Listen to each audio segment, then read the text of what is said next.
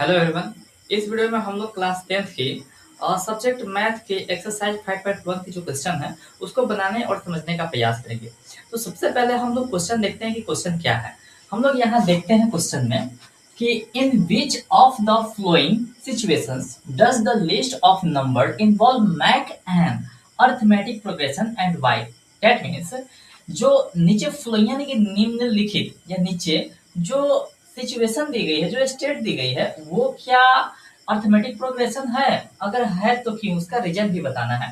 तो first question है यहाँ पर, the taxi fare after each kilometre when the fare is 15 for the first kilometre are is 15। यहाँ पर क्या होगा, are is 15 for the first kilometre and 8 for additional kilometre. That means बोला गया है कि एक टैक्सी है, एक टैक्सी का किराया कितना है, 15 रुपए है फर्स्ट में, और प्रत्येक किलोमीटर बढ़ने के साथ साथ उसका किराया कितना बढ़ रहा है, 8 रुपए बढ़ रहा है। कितना बढ़ रहा है, 8 रुपए बढ़ रहा है।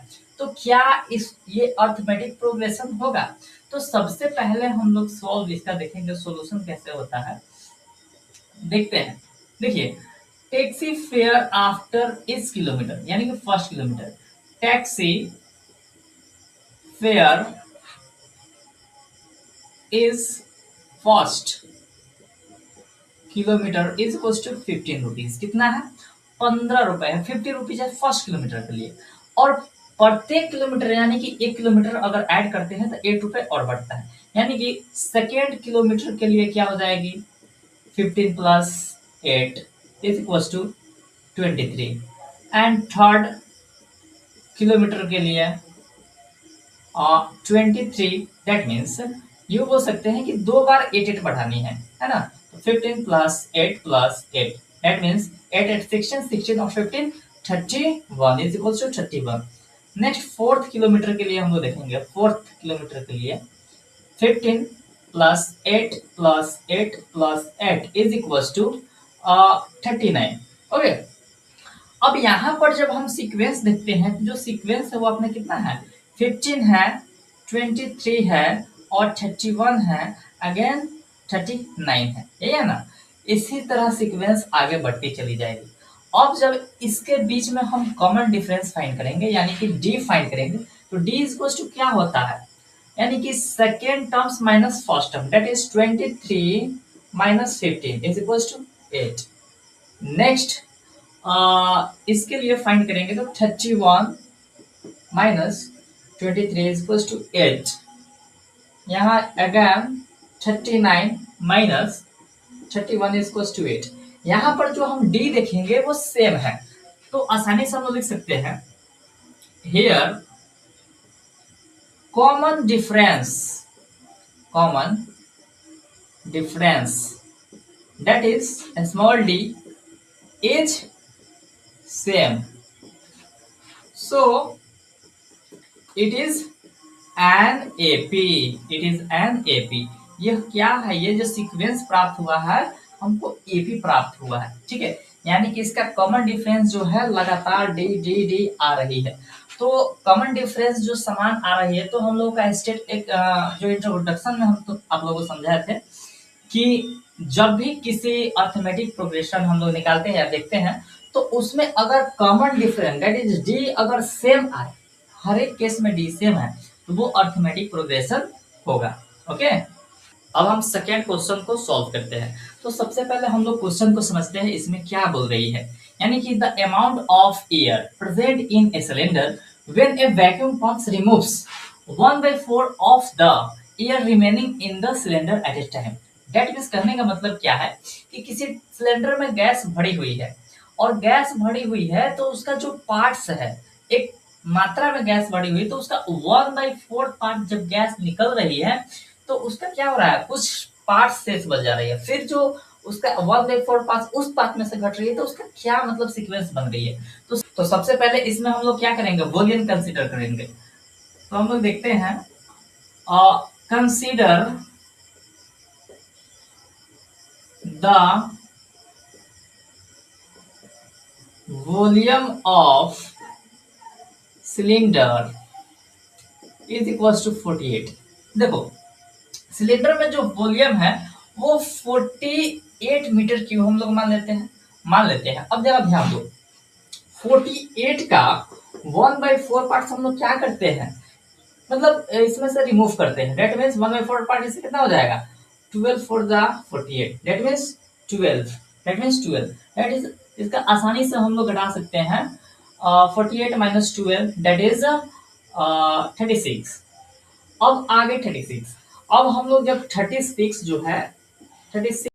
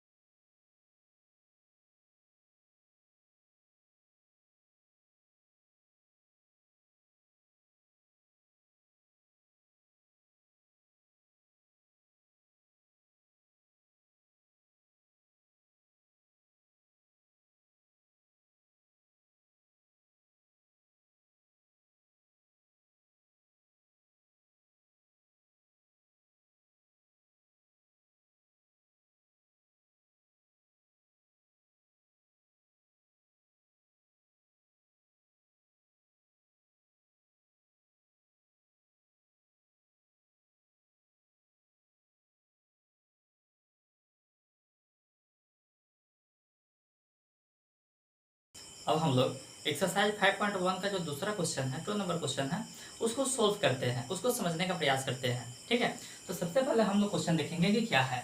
बोल रहा है कि write first 4 terms of the AP when the first terms a and the common difference d are given as follows. यहाँ पर क्या कहा गया है कि एपी का 4 को टर्म्स लिखना है। एपी कितना टर्म्स लिखना है? 4 टर्म्स लिखना है, जिसमें फर्स्ट टर्म्स ए दिया हुआ है और जो कॉमन डिफरेंस वो डी दिया हुआ है। तो सबसे पहले हम लोग ये जानते हैं जो एपी का टर्म्स होता है, terms of AP, terms of AP है ना, वो क्या होता है? टर्म्स ऑफ एपी यानी कि 4 टर्म्स ऑफ एपी। हम लोग क्या देखेंगे? 4 terms of AP is equals to क्या होता है? A plus d comma a plus 2d, a plus 2d comma a plus 3d होता है। यानी कि 4 टर्म्स ऑफ एपी यही होता है। तो इसी के बेस पे हम लोग क्या करेंगे? सारे के सारे 4 टर्म्स हम लोग निकालेंगे। तो सबसे पहले क्वेश्चन नंबर 1 को हम लोग देखते हैं। क्वेश्चन नंबर 1 को हम लोग सोल्व करते हैं, है ना। क्वेश्चन नंबर 1 में देखेंगे ए इक्वल टू कितना है? 10 है। डी इक्वल टू कितना है? 10 है। तो इसका फर्स्ट टर्म्स जो होगा वो क्या हो जाएगा? First terms a equal to 10, second terms a plus, second terms क्या होगा? A plus d, that is क्या है? 10 प्लस 10 इज इक्वल टू कितना हो जाएगा? 20। थर्ड टर्म्स कितना है? A plus 2d, that is 10 plus 2 into 10, d का वैल्यू 10 है, दैट इज 10 टू जा 20 plus 10 30। Okay, third terms 4 terms क्या हो जाएगा? 4 terms a plus 3d, that is 10 plus 3 into 10 is equals to 40, that is 3 10 जा 30 प्लस 10 40। अब हम लोग लिखेंगे हेंस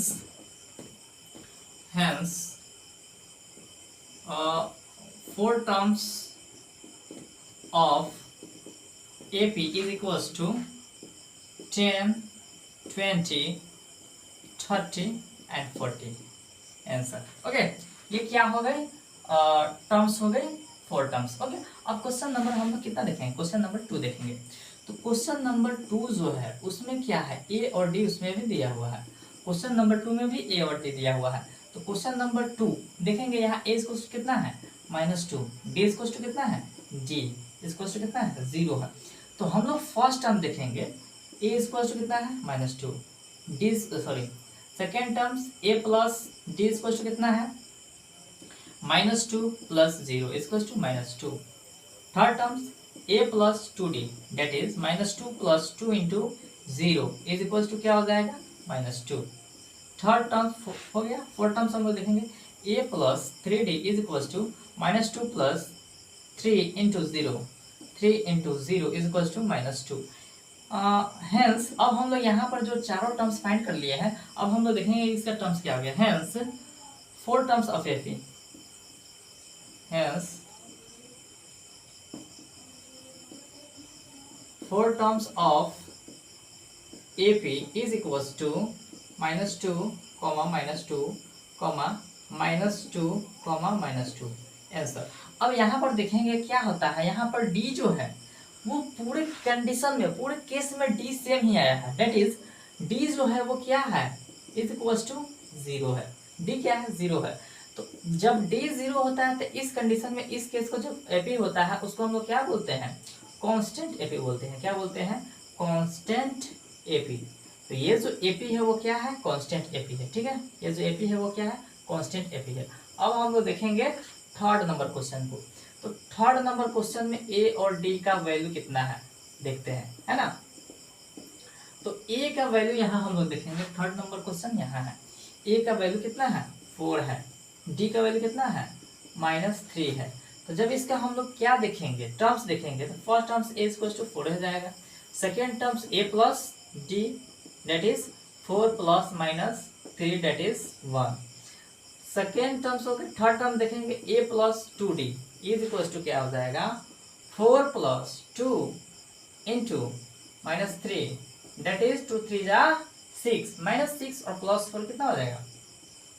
-2 हो जाएगा। ठीक है, फोर्थ टर्म्स जो होता है वो क्या होता है? a plus 3d, that is 4 plus 3 into -3, that is 3 3 जा 9, -9 प्लस 4 क्या हो जाएगा? -5। अब हम लोग देखेंगे 4 terms of AP, hence four terms of AP is equals to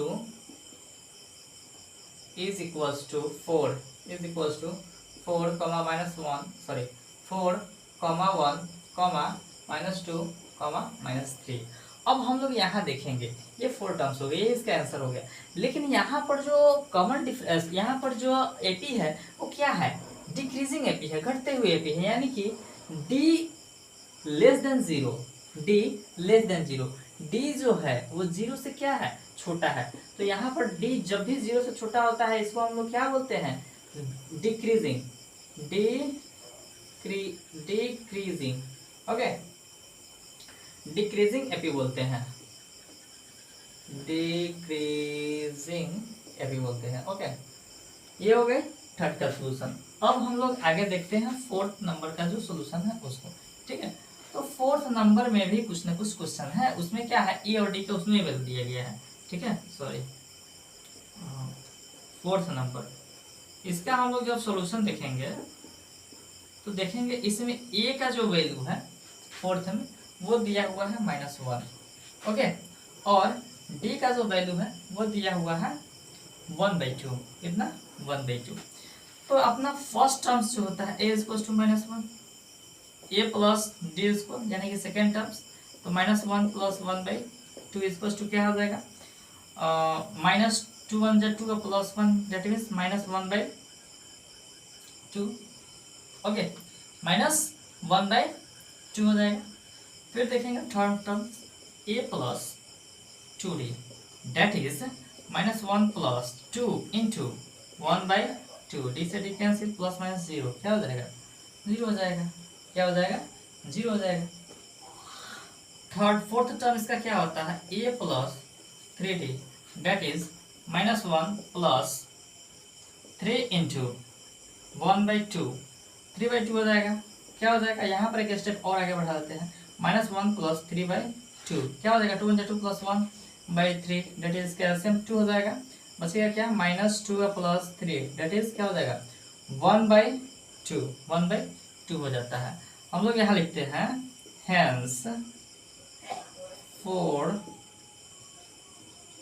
terms of AP is equal to क्या हो जाएगा, हो जाएगा -1 कॉमा -1/2 कॉमा 0 कॉमा 1/2, यही क्या हो जाएगा, आंसर हो जाएगा।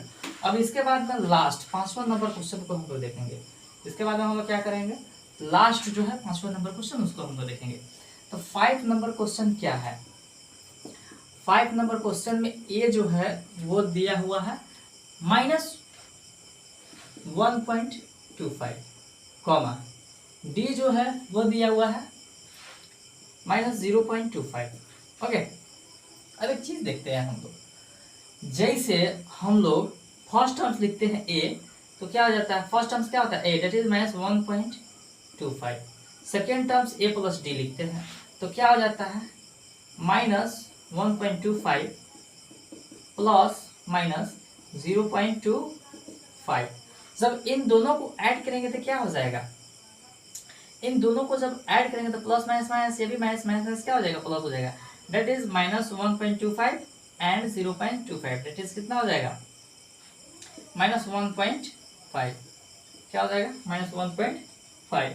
थर्ड देखते हैं a plus 2d that is -1.25 plus 2 into -0.25 that is, इसको जब हम आगे बढ़ाएंगे तो फाइंड करेंगे हम लोग पाएंगे -1.25 प्लस, अगर 0.25 में 2 से मल्टीप्लाई करेंगे तो प्लस माइनस माइनस हो जाएगा, प्लस माइनस माइनस होगा, -50। जब इन दोनों को ऐड करेंगे तो क्या हो जाएगा, माइनस में 1.75, और इसका जो लास्ट टर्म्स होता है 1 प्लस 3d, कितना होता है 1 plus 3d that is -1.25 plus 3 minus 0.25। जब इसको 3 से मल्टीप्लाई करेंगे तो क्या हो जाएगा, -1.25 माइनस 0.75, दोनों को जब ऐड करेंगे तो क्या हो जाएगा, -2 हो जाएगा, कितना हो जाएगा, 2 हो जाएगा। अब हम लोग इसका एपी का जो टर्म्स है वो लिखेंगे hence four terms of AP is equals to क्या आएगा, फर्स्ट में -1.25 -1.25 कॉमा -1.5 कॉमा -1.57 -1.57 कॉमा -2, ये आपका क्या हो जाएगा, आंसर हो जाएगा। तो इस तरह से हम लोगों ने क्या किया, क्वेश्चन नंबर 2 का सारे जो 1 2 3 4 5 टाइप के क्वेश्चन थे उसको सोल्व कर दिया। ए और डी का वैल्यू दिया हुआ था, उसका 4 टर्म्स हम लोगों ने एपी का निकाल लिया है। इस चैप्टर के जो भी क्वेश्चन है उसको पार्ट बाय पार्ट कर करके हम लोग क्या करेंगे, इस चैनल पर लेकर आते रहेंगे। ऐसे ही वीडियो के लिए आप हमारे साथ जुड़े रहें। मिलते हैं नेक्स्ट वीडियो में। धन्यवाद।